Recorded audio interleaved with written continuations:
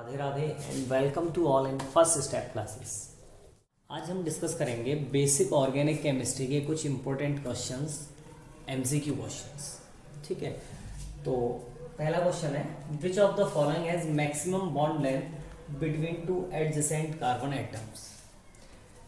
It means कि आपको ये बताना है कि आपको चार ऑप्शंस दे रखे हैं, ethane, ethene, ethyne and methane. इनमें से किस कंपाउंड में कार्बन कार्बन के बीच की जो डिस्टेंस है वो मैक्सिमम होगी। तो एक एक करके पहले स्ट्रक्चर देखते हैं इनका। देखो, ईथेन का क्या स्ट्रक्चर होता है,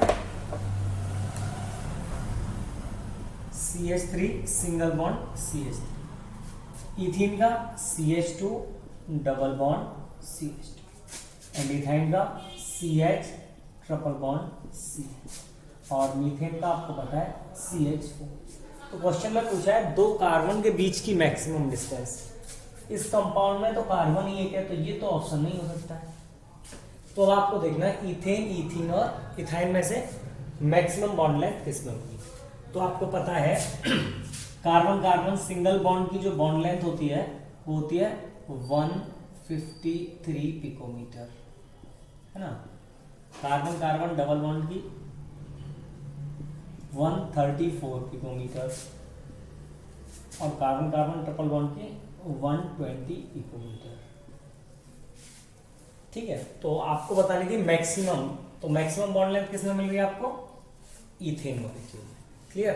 तो आपको अगर इथेन, इथीन, इथाइन पूछता है या carbon carbon single bond, carbon carbon double bond और कार्बन कार्बन ट्रिपल बॉन्ड की, तो आपको पता है कार्बन कार्बन सिंगल बॉन्ड में क्या है, सिर्फ एक सिग्मा बॉन्ड होता है। यहाँ पे क्या होता है, एक सिग्मा बॉन्ड होता है और एक पाई बॉन्ड होता है। यहाँ पे एक सिग्मा होता है और दो पाई बॉन्ड होते हैं। तो जैसे जैसे नंबर ऑफ बॉन्ड्स बढ़ते जाते हैं वैसे वैसे मॉलिक्यूल्स का इंटरेक्शन क्या होता है, इंक्रीज होता जाता है। और जब मॉलिक्यूल्स एक दूसरे को इंटरेक्ट करते हैं तो वो क्लोजली आते हैं। तो क्लोजली पैक होने की वजह से उनके बीच की जो डिस्टेंस है वो डिक्रीज होती जाती है। तो जैसे जैसे नंबर ऑफ बॉन्ड्स इंक्रीज होते हैं कार्बन के बीच में, वैसे वैसे उसकी बॉन्ड लेंथ क्या होती है, डिक्रीज हो जाती है। तो आपको मैक्सिमम बॉन्ड लेंथ देखनी थी, तो सबसे ज्यादा किसमें होगी, इथेन में। और अगर मिनिमम पूछता तो इथाइन में होती। Is it clear. Second question है आपका, number of pi bonds in naphthalene. तो आपको बताना है कि नेफ्थलीन में कि कितने पाई बॉन्ड्स होंगे। तो पहले आपको पता होना चाहिए सिग्मा बॉन्ड्स क्या होते हैं और पाई बॉन्ड्स क्या होते हैं। तो आपको पता है कि सिंगल बॉन्ड होता है, वहां पे एक सिग्मा होता है, डबल बॉन्ड में एक सिग्मा बॉन्ड होता है, एक पाई बॉन्ड होता है, और ट्रिपल बॉन्ड में एक सिग्मा बॉन्ड होता है और दो पाई बॉन्ड होते हैं। ठीक है, इसके बाद आप बनाते हो नेफ्थलीन का स्ट्रक्चर। तो नेफ्थलीन का स्ट्रक्चर क्या होता है, this is the structure of naphthalene. तो आपको देखना है, देखो सिंगल बॉन्ड जहां पे वहां पे तो पाई बॉन्ड होगा नहीं, तो यहाँ पे कोई पाई बॉन्ड नहीं होगा, यहाँ भी नहीं होगा, यहाँ भी नहीं होगा, यहाँ भी नहीं और यहाँ भी नहीं। तो कहाँ कहाँ है, एक पाई इधर होगा, एक इधर होगा, एक इधर होगा, एक इधर होगा और एक इधर होगा। तो टोटल कितने पाई बॉन्ड्स होंगे यहाँ पे, 5। So that is the answer. अगर आपसे पूछता सिग्मा बॉन्ड क्या है, तो आपको डबल बॉन्ड भी काउंट करने होते और सिंगल बॉन्ड भी काउंट करने होते। उसके साथ साथ आपको पता है यहाँ पे हाइड्रोजन भी होता है, CH का बॉन्ड होता है, वो भी सिंगल बॉन्ड होता है। तो वहां पे भी क्या होते हैं, सिग्मा बॉन्ड्स होते हैं। तो सिग्मा बॉन्ड कैसे काउंट करते हैं, सिंगल बॉन्ड जहां पे वहां पे एक एक होगा, और जहां पे डबल बॉन्ड है वहां पे भी एक एक पाई सिग्मा बॉन्ड होगा। तो यहां से क्या है, आपको अगर सिग्मा बॉन्ड पूछता है तो उसका भी आंसर दे सकते हो आप, पाई बॉन्ड पूछता है तो उसका भी आंसर दे सकते हो, और अगर सिग्मा पाई दोनों पूछता है तो आप उसका भी आंसर दे सकते हो इजिली। नेक्स्ट क्वेश्चन पे चलते हैं। Question number 3, hydrogen bonding is not present in NH3 ammonia, H2O water, H2S hydrogen sulphide and HF hydrogen fluoride. इन चारों कंपाउंड में से किसमें हाइड्रोजन बॉन्डिंग प्रेजेंट नहीं है, आपको ये बताना है। तो आपको पहले ये पता होना चाहिए कि हाइड्रोजन बॉन्डिंग कब पॉसिबल है। तो आपको पता है कि जब हाइड्रोजन किसी भी हाईली इलेक्ट्रोनेगेटिव एलिमेंट के साथ बॉन्डेड होता है, उन कंपाउंड्स में वो हाइड्रोजन बॉन्डिंग शो करता है। जैसे फ्लोरीन, ऑक्सीजन और नाइट्रोजन। जब हाइड्रोजन इन तीनों के कांटेक्ट में होता है उस कंपाउंड में वो हाइड्रोजन बॉन्डिंग शो करता है। तो देखो यहाँ पे NH3 है, हाइड्रोजन विद नाइट्रोजन, मतलब इसमें हाइड्रोजन बॉन्डिंग पॉसिबल है। H2O है, hydrogen with oxygen, hydrogen bonding possible है। H2S हाइड्रोजन और सल्फाइड की कोई बॉन्डिंग नहीं है। तो इट मीन्स ये आपका करेक्ट आंसर है जिसमें हाइड्रोजन बॉन्डिंग नहीं होगी। नेक्स्ट क्या है, HF, हाइड्रोजन और फ्लोराइड फ्लोरीन के साथ है, तो यहाँ पे भी हाइड्रोजन बॉन्डिंग क्या होगी, पॉसिबल होगी। तो आपका आंसर क्या हो जाएगा, C, that is H2S, hydrogen sulphide. देखो पहले दो तरह की होती है हाइड्रोजन बॉन्डिंग, यहाँ से और क्वेश्चन भी बन सकता है, इंट्रामोलिकुलर हाइड्रोजन बॉन्डिंग और intermolecular hydrogen bonding. Inter and intra, intramolecular hydrogen bonding जो होती है वो क्या होती है, विद इन द मॉलिक्यूल होती है, एक ही मॉलिक्यूल के अंदर जो हाइड्रोजन बॉन्डिंग शो करता है कंपाउंड वो होती है इंट्रामोलिकुलर हाइड्रोजन बॉन्डिंग, और एक से ज्यादा मॉलिक्यूल्स के बीच में होती है वहां पे होती है intermolecular hydrogen bonding. For example intra के लिए आप लेते हो ऑर्थोनाइट्रोफिनॉल, ऑर्थोनाइट्रोफिनॉल, फिनॉल और ऑर्थो पे लगा हुआ है NO2। देखो यहाँ पे इंटरेक्शन क्रिएट होगा हाइड्रोजन ऑक्सीजन में, वो क्या एक मॉलिक्यूल के ही अंदर में हाइड्रोजन बॉन्डिंग शो हो रही है, एक ही मॉलिक्यूल के अंदर, तो ये क्या कहलाएगी आपकी इंट्रामोलिकुलर हाइड्रोजन बॉन्डिंग। और जब एक से ज्यादा मॉलिक्यूल्स के बीच में होती है, सपोज HF और HF के बहुत सारे मॉलिक्यूल्स होंगे, तो यहाँ पे देखो फ्लोरीन ज्यादा इलेक्ट्रोनेगेटिव होता है एज कंपेयर टू हाइड्रोजन, तो इस पे आता है पार्शियल पॉजिटिव चार्ज और इस पे आता है पार्शियल नेगेटिव चार्ज, इस पे आएगा पार्शियल पॉजिटिव और इस पे आएगा पार्शियल नेगेटिव। तो यहाँ पे क्या होगा, इंटरेक्शन एक क्रिएट होगा जिस इंटरेक्शन को बोलते हो आप हाइड्रोजन बॉन्डिंग। तो जो ये क्या हो रही है हाइड्रोजन बॉन्डिंग, दो या दो से ज्यादा मॉलिक्यूल्स के बीच में होती है तो क्या बोलते हैं आप, इंटरमोलिकुलर हाइड्रोजन बॉन्डिंग, और एक ही मॉलिक्यूल के अंदर होती है तो वो क्या कहलाती है आपकी इंट्रामोलिकुलर हाइड्रोजन बॉन्डिंग। तो ऐसे भी क्वेश्चन पूछ सकता है आपसे और ऐसे भी पूछ सकता है। Is it clear? Next question पे चलते हैं। Order of stability of carbon ion, order of stability of carbon ion. पहले आपको पता होना चाहिए कार्बन आयन क्या होता है। जब कार्बन नेगेटिव चार्ज बेयर करता है तो उसे आप बोलते हो कार्बन आयन, क्या बोलते हो, कार्बन आयन। और जब कार्बन पॉजिटिव बेयर करता है तो कार्बोकैटायन बोलते हो आप। तो आपको बताना है प्राइमरी, सेकेंडरी और टर्सरी का ऑर्डर बताना है स्टेबिलिटी का। तो आपको पता होना चाहिए कि जब कार्बन किसी एक अल्काइल ग्रुप से अटैच होता है और दो हाइड्रोजन से होता है तो वो कहता है आपका प्राइमरी कार्बन है, ठीक है।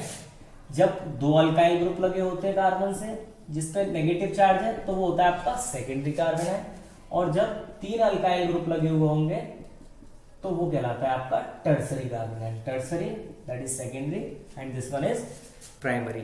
अब आपको देखना है कि ये कार्बन जो है उस पे क्या है, इलेक्ट्रॉन क्लाउड क्या है, एक्सिस में है, या इलेक्ट्रॉन एक्सिस में है, या इलेक्ट्रॉन रिच कंपाउंड है। इलेक्ट्रॉन रिच है तो वो क्या रखेगा, उसका नेचर होगा इलेक्ट्रॉन डोनेट करने का, ठीक है। तो इलेक्ट्रॉन डोनेट करने का तो कोई इलेक्ट्रॉन एक्सेप्टर होना चाहिए, लेकिन यहाँ पे देखिए जो अल्काइल ग्रुप है वो ऑलरेडी क्या होता है, इलेक्ट्रॉन डोनेटिंग होते हैं। क्या होता है, इलेक्ट्रॉन डोनेटिंग होते हैं। तो इस केस में क्या है, तीन ग्रुप ऐसे हैं जो इलेक्ट्रॉन डोनेट करेंगे कार्बन को, जो ऑलरेडी इलेक्ट्रॉन रिच है। तो यहाँ पे क्या होगा, मैक्सिमम रिपल्सन होगा। क्या होगा यहाँ पे, मैक्सिमम रिपल्सन होगा। तो ये आपका सबसे ज्यादा अनस्टेबल हो जाएगा। क्या होगा, सबसे ज्यादा अनस्टेबल हो जाएगा। यहाँ पे दो अल्काइल ग्रुप है तो इससे तो ये ज्यादा स्टेबल हो जाएगा, क्योंकि इसमें सिर्फ दो ग्रुप है इलेक्ट्रॉन डोनेट करने वाले और इसमें सिर्फ एक ग्रुप है इलेक्ट्रॉन डोनेट करने वाला। तो यहाँ पे कम से कम रिपल्सन होगा, यहाँ पे थोड़ा सा ज्यादा रिपल्सन होगा और यहाँ पे सबसे ज्यादा रिपल्सन होगा। तो जितना ज्यादा रिपल्सन होता है कंपाउंड में उतनी ही ज्यादा अनस्टेबिलिटी आती है। तो यहाँ पे आंसर क्या हो जाएगा आपका, this one is most stable than that, then the answer is primary is more stable than secondary and secondary is more stable than tertiary. तो आंसर क्या हो जाएगा आपका, answer is A, primary is more stable than secondary, secondary is more stable than tertiary. Is it clear? इस question पे चलते हैं। Question number 5, the bond between carbon 1 and carbon 2 in that compound involves the hybridized carbons. मतलब इस compound में carbon number 1 and carbon number 2 का hybridisation आपको बताना है। रेस्पेक्टिवली क्या होगा, पहले कार्बन का हाइब्रिडाइजेशन और दूसरे कार्बन का हाइब्रिडाइजेशन। तो देखो एक बेस्ट सिंपल ट्रिक बताता हूँ हाइब्रिडाइजेशन निकालने की। तो आपको सबसे पहले निकालना होता है number of hybrid orbitals, number of hybrid orbitals, orbitals. अगर देखो हाइब्रिड ऑर्बिटल्स क्या हो सकते हैं, या तो दो होंगे, एक तो नहीं हो सकता हाइब्रिड ऑर्बिटल, आइदर 3 होंगे और 4 होंगे। ऑर्गेनिक केमिस्ट्री में सिर्फ इतने ही हाइब्रिडाइज्ड होता है। तो sp अगर 2 होता है तो sp हाइब्रिडाइजेशन होता है, अगर हाइब्रिड ऑर्बिटल्स 3 है तो sp2 होता है, और अगर 4 है तो sp3 होता है। तो अगर आपको पता चल जाए कि नंबर ऑफ हाइब्रिड ऑर्बिटल्स कैसे निकालते हैं तो आप हाइब्रिडाइजेशन इजीली निकाल सकते हो। Is it clear? तो देखते हैं कैसे निकालते हैं नंबर ऑफ हाइब्रिड ऑर्बिटल। तो एक फॉर्मूला होता है number of hybrid orbitals, number of hybrid orbitals is equals to number of sigma bonds plus number of lone pair of electron, lone pair of electrons. तो ये compound है carbon 1, carbon 1 पे आपको निकालना है नंबर ऑफ हाइब्रिड ऑर्बिटल्स। तो number of sigma bonds कितने होंगे कार्बन 1 में? देखो आपको पता है ट्रिपल बॉन्ड में क्या होता है, एक सिग्मा होता है, 2 पाई होते हैं। तो एक सिग्मा बॉन्ड यहाँ से मिलेगा आपको और एक सिग्मा बॉन्ड इधर से मिलेगा। तो टोटल सिग्मा बॉन्ड कितने होंगे पहले कार्बन में? 2। Number of lone pair, lone pair क्या होते हैं? जो आपके पास 2 फ्री इलेक्ट्रॉन्स होते हैं। तो आपको पता है कार्बन के पास कितने इलेक्ट्रॉन होते हैं आउटर मोस्ट शेल में? 4 इलेक्ट्रॉन होते हैं और चारों ही उसने क्या है बॉन्डेड कर रखे। तो उसके पास कोई भी फ्री इलेक्ट्रॉन नहीं है और ना ही कोई लोन पेयर होगा। तो ये क्या हो जाएगी आपकी इसकी वैल्यू 0। तो total number of hybrid orbitals कितने आ जाएंगे? 2। और 2 अगर हाइब्रिड ऑर्बिटल होते हैं तो हाइब्रिडाइजेशन क्या होता है? sp। तो पहले कार्बन का हाइब्रिडाइजेशन क्या आ जाएगा आपका? sp। Is it clear? अब देखो सेकंड कार्बन का निकालते हैं। सेम फॉर्मूला है, आपको पता है यहाँ पे एक हाइड्रोजन लगा हुआ है, इस हाइड्रोजन को आप ऐसे भी लगा सकते हो, कोई इशू नहीं। तो यहाँ पे देखो नंबर ऑफ सिग्मा बॉन्ड कितने होंगे? 1 सिग्मा बॉन्ड, 2 सिग्मा बॉन्ड और 3 सिग्मा बॉन्ड, क्योंकि आपको पता है डबल बॉन्ड में भी 1 सिग्मा होता है। तो 3 सिग्मा बॉन्ड होंगे। यहाँ पे भी इसने पूरे 4 बॉन्ड बना लगे, तो कोई भी लोन पेयर नहीं होगा। तो लोन पेयर कितना होगा? 0। तो हाइब्रिड ऑर्बिटल कितने हो गए? 3। और अगर 3 हाइब्रिड ऑर्बिटल होते तो हाइब्रिडाइजेशन क्या होता है आपका? sp2। तो फर्स्ट कार्बन आपका sp हुआ और सेकंड कार्बन का हाइब्रिडाइजेशन हो गया आपका sp2। तो क्या होगा कॉन्सेप्ट आप क्या होगा? पहले कार्बन का sp और दूसरे का sp2। तो ऑप्शन देखते हैं, पहले का sp दूसरे का sp2। B is the right answer. Is it clear? Next question पे चलते हैं। Question number 6, the shape and hybridization in BF3। Same question है, हाइब्रिडाइजेशन बताना है और शेप बताना है आपको कंपाउंड का क्या होगा। तो आपको पता है हाइब्रिडाइजेशन कैसे निकालते हैं? BF3 का स्ट्रक्चर बनाते हो पहले। तो आप देखते हो बोरोन के आउटर मोस्ट शेल में कितने इलेक्ट्रॉन होते हैं? 3 आउटर मोस्ट शेल में इलेक्ट्रॉन होते हैं और तीनों ही क्या है उसके फ्लोरीन के साथ बॉन्डेड हैं, तीनों ही फ्लोरीन के साथ बॉन्डेड हैं। तो कितने नंबर ऑफ सिग्मा बॉन्ड होंगे यहाँ पे? 1 sigma bond, 2 sigma bond, 3 sigma bond. Number of sigma bond 3 हुए, कोई भी लोन पेयर नहीं होगा। तो हाइब्रिड ऑर्बिटल्स कितने हो गए? 3। यहाँ से इसी फॉर्मूले से निकाला है, number of sigma bonds 3, number of lone pair 0। तो टोटल हाइब्रिड ऑर्बिटल्स हो गए आपके 3। तो हाइब्रिडाइजेशन क्या हो जाएगा? sp2। तो हाइब्रिडाइजेशन क्या हो जाएगा आपका? sp2। यहाँ पे भी मिल रहा है sp2 और आपको यहाँ पे भी मिल रहा है। अब देखना है इसका स्ट्रक्चर या शेप क्या होगा। तो आपको दिख रहा है ये क्या है? आपको पता है ये ट्राइगोनल प्लेनर स्ट्रक्चर होता है। क्या होता है? Trigonal planar. और लीनियर कैसे होता है? बिल्कुल ये होता है लीनियर। तो ये लीनियर तो नहीं है, तो ये ऑप्शन तो हो गया कट। तो ये क्या हो गया? प्लेनर। तो क्या मिल रहा है आपको? Trigonal planar. तो C is the right answer. Is it clear? Question पे चलते हैं। Question number 7, bond dissociation energy और bond energy of HCl, HF and HBr follow the bond order. It means आपको ये देखना है कि बॉन्ड एनर्जी या बॉन्ड डिसोसिएशन एनर्जी या बॉन्ड डिसोसिएशन एनर्जी इन चारों जो ऑप्शंस दे रखे हैं वो कौन सा ऑर्डर एग्जैक्ट फॉलो करेगा। तो आपको पहले पता होना चाहिए कि बॉन्ड एनर्जी या बॉन्ड डिसोसिएशन एनर्जी होती क्या है। तो आपको पता है कि बॉन्ड एनर्जी क्या होती है? 1 मोल बॉन्ड्स को ब्रेक करने के लिए जो एनर्जी रिक्वायर्ड होती है उसे बोलते हो आप बॉन्ड एनर्जी। ठीक है, तो जो बॉन्ड इजीली ब्रेक हो जाएगा उसकी बॉन्ड एनर्जी क्या होगी? कम होगी। जो बॉन्ड इजीली ब्रेक हो जाएगा उसके लिए बॉन्ड एनर्जी क्या होगी? कम होगी। जो बॉन्ड इजीली ब्रेक नहीं होगा उसको ब्रेक करने के लिए आपको ज्यादा एनर्जी की रिक्वायरमेंट होगी, तो उसकी बॉन्ड एनर्जी क्या होगी? ज्यादा होगी।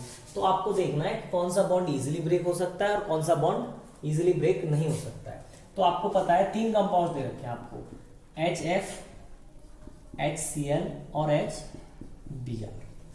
तो सबसे ज्यादा बॉन्ड को ब्रेक करने के लिए जो एनर्जी रिक्वायर्ड होगी वो कहाँ होगी? जहां पे बॉन्ड लेंथ सबसे कम होगी। एक बॉन्ड की लेंथ इतनी है, एक बॉन्ड लेंथ इतनी है और एक बॉन्ड लेंथ इतनी है। तो किस बॉन्ड को आप इजीली ब्रेक कर सकते हो? ऑब्वियसली जिसकी बॉन्ड लेंथ ज्यादा होगी उसे इजीली आप ब्रेक कर सकते हो। इट मींस इसके लिए आपको बॉन्ड एनर्जी की रिक्वायरमेंट कम होगी। इस बॉन्ड को ब्रेक करने के लिए थोड़ी ज्यादा एनर्जी चाहिएगी और इस वाले बॉन्ड को ब्रेक करने के लिए और ज्यादा चाहिएगी। तो आपको बेसिकली देखना क्या है? बॉन्ड लेंथ जिसकी ज्यादा होगी, बॉन्ड डिसोसिएशन एनर्जी उसकी कम होगी। तो आपको पता है कि फ्लोरीन के केस में क्या होता है, फ्लोरीन के केस में 2 सेल्स होते हैं फ्लोरीन के पास, ठीक है। क्लोरीन के पास आते हैं तो एक सेल इंक्रीज हो जाता है, ब्रोमीन के पास आते हैं तो एक और सेल बढ़ जाता है। तो जैसे द नंबर ऑफ सेल्स बढ़ते हैं तो उसकी जो बॉन्ड लेंथ होती है किसी अलग अदर एलिमेंट के साथ, तो वो क्या करती है, इंक्रीज करती जाती है। तो as the number of shells increases bond length increases. तो सबसे कम बॉन्ड लेंथ होगी HF में, तो सबसे ज़्यादा बॉन्ड डिसोसिएशन एनर्जी किसकी होगी, HF की होगी। फिर उससे ज़्यादा बॉन्ड लेंथ किसकी होगी, HCl की। तो बॉन्ड डिसोसिएशन एनर्जी क्या होगी, उससे कम हो जाएगी। और सबसे कम किसकी बॉन्ड डिसोसिएशन एनर्जी हो जाएगी, HBr की। तो HF की बॉन्ड लेंथ सबसे कम है, तो बॉन्ड डिसोसिएशन एनर्जी सबसे ज्यादा होगी HF की। तो कहाँ मिल रही है आपको, B और C में। सेकंड देखते हैं, उससे कम होगी HCl की। तो HF के बाद HCl किसमें आ रहा है, इसमें आ रहा है। और सबसे कम होगी HBr की। तो C is the right answer. Is it clear. Second question है आपका, which of the following is zero dipole moment. अब यहाँ पे आपको कुछ कंपाउंड्स देख रखे हैं, इसमें से बताना है किसका डायपोल मोमेंट जीरो होगा। देखो डायपोल मोमेंट जीरो किसका होता है, नॉन पोलर कंपाउंड्स का। पोलर कंपाउंड्स क्या होते हैं, जहां पे पोल्स जनरेट हो जाते हैं। पोल्स इन द सेंस ए और बी कोई भी कंपाउंड है, अगर ये बॉन्ड पोलर है, इट मींस क्या होगा, या तो बॉन्ड इधर की साइड ब्रेक हो जाएगा हेटेरोलेटिकली या इधर की साइड, और जिधर भी बॉन्ड ब्रेक होगा उसकी साइड नेगेटिव चार्ज आ जाएगा और दूसरे की साइड पॉजिटिव आ जाएगा। मतलब यहाँ पे पोल्स जनरेट हो गए, पॉजिटिव और नेगेटिव। तो अब आपको ऐसा कंपाउंड देखना है जहां पे पोल्स जनरेट ना हो, क्योंकि जिसमें पोल्स नहीं होंगे वही तो डायपोल मोमेंट जीरो रखेगा। एक एक करके स्ट्रक्चर बनाते हैं। ClF, तो आपको पता है क्लोरीन से ज्यादा इलेक्ट्रोनेगेटिव होता है फ्लोरीन। तो फ्लोरीन क्या करेगा, इसके इलेक्ट्रॉन क्लाउड को अपनी तरफ पुल करेगा, तो इस पे आ जाएगा नेगेटिव और इस पे आ जाएगा पॉजिटिव। तो यहाँ पे पोल्स जनरेट हुए, इट मीन्स ये नॉन पोलर नहीं होगा, ये पोलर होगा, तो इसका डायपोल मोमेंट जीरो नहीं होगा। सेकंड है आपका SiF4।